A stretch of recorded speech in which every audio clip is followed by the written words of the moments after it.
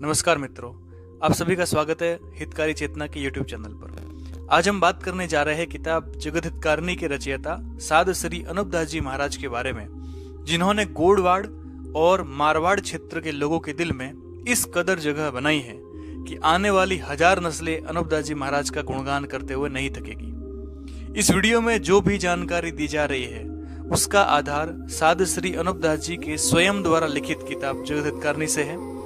जनसाधारण की बातों के आधार पर तो कई किस्से कहानियां साध श्री अनूपदास जी महाराज को लेकर प्रचलित है। उस समय का कोई लिखित प्रमाण न होने के कारण हम यहाँ उन सारी बातों से बचते हुए केवल किताब जगत हितकारिणी को ही आधारभूत दस्तावेज मानेंगे, क्योंकि जो कुछ लिखित बातें पढ़ने में आती भी है तो उसका और जगत हितकारिणी किताब का आपसी तालमेल नहीं बैठ पाता। इसलिए हम साध श्री अनूपदास जी महाराज के खुद के द्वारा जो बातें बताई गई है उन्हीं को सत्य और प्रमाणिक मानते हुए इस वीडियो की शुरुआत करते हैं। साध श्री अनूपदास जी महाराज राजस्थान के मारवाड़ और गोड़वाड़ क्षेत्र में बहुत प्रसिद्ध है। वह यहाँ के लोग इन्हें एक अवतार के रूप में पूजते हैं, पर पूजने के पीछे का कारण क्या है हम उसे जानेंगे। जैसा कि हम सभी जानते हैं कि हिंदू धर्म में शुरुआत से ही देवता और दानवों की लड़ाई का वर्णन मिलता है। हिंदू धर्म में कई बड़े बड़े दानव, दैत्य और राक्षस हुए हैं और उन्हें मारने के लिए बड़े बड़े अवतारों ने समय समय पर जन्म लिया है।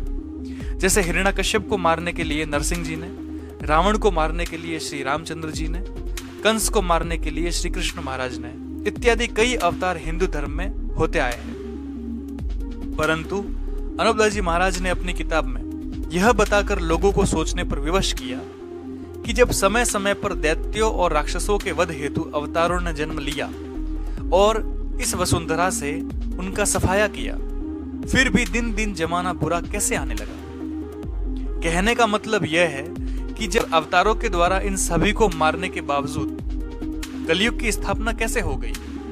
इस प्रश्न ने यहाँ के स्थानीय लोगों के मन में गहरी छाप छोड़ी। दूसरी बात साध श्री अनूपदास जी महाराज ने बताई कि हिंदुस्तान में इस कदर धन था कि उसका शुमार भी नहीं हो सकता था। यहाँ पग पग रत्नों की खाने सुनी जाती थी। सोने चांदी के बर्तनों में लोग खाना खाते थे। ये देश सोने की चिड़िया कहलाता था।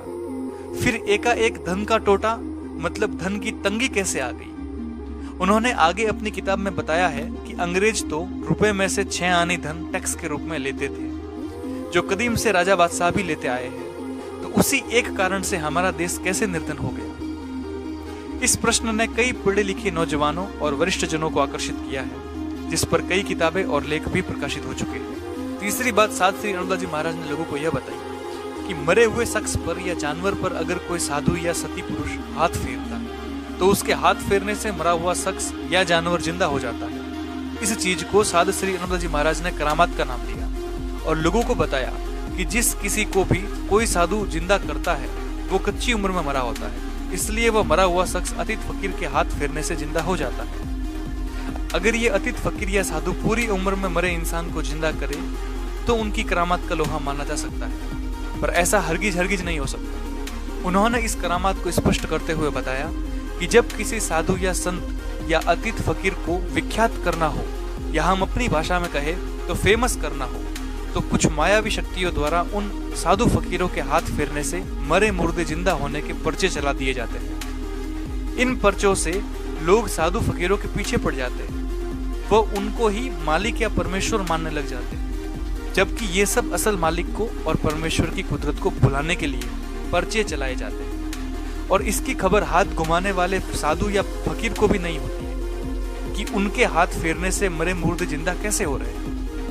वो तो यही समझते हैं कि हमने बहुत अच्छी भक्ति कर ली है, इसलिए हमारे कहे मुताबिक सब कुछ हो रहा है। इस बात को मानकर वे नित नए पर्चे या करामात लोगों को बताते हैं, पर लोगों के बीच एक आस्था का केंद्र भी वे बन जाते हैं, जिससे लोग उनके पर्चों को सच मानकर उन पर यकीन लाते हैं, पर यह ख्याल नहीं करते कि परमेश्वर के घर में तो सबकी उम्र पूरी है।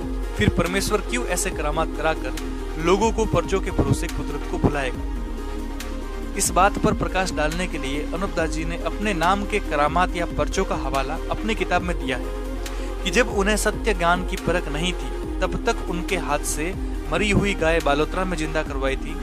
बालोतरा में ही एक व्यक्ति की आंखों की रोशनी आई थी खेड़ा गांव में औरत के स्तनों से दूध का निकलना, पादरू गांव में ठाकुर के आदमी का कोड़ी हो जाना, चोटीला गांव में बेऔलाद दंपत्ति के औलाद का होना इत्यादि कई बातें हुई जो 100% सत्य है, क्योंकि इन बातों का प्रमाण आज दिन तक इन गांवों में मौजूद है।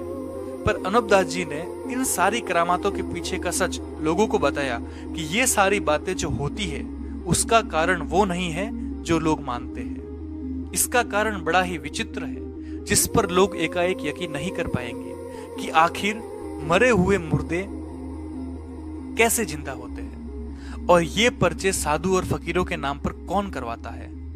इस बात को लोगों को समझाने के लिए उन्होंने अपनी किताब में इसका पूरा विवरण दिया, और वो विवरण लोगों के दिलो दिमाग में इस कदर घर कर गया कि लोग साधु श्री अनूपदास जी महाराज को एक अवतार मानकर पूजने लगे। चौथी बात जो साधु श्री अनूपदास जी महाराज ने बताई वो थी कुदरत को नियंत्रित करने की। मतलब साधु श्री अनूपदास जी महाराज ने अपनी किताब में उन लोगों को उजागर किया जो कुदरत पर नियंत्रण करना चाहते हैं, धन पर नियंत्रण करना चाहते हैं, मौत पर नियंत्रण करना चाहते हैं, और जिनके कारण कलयुग आया है।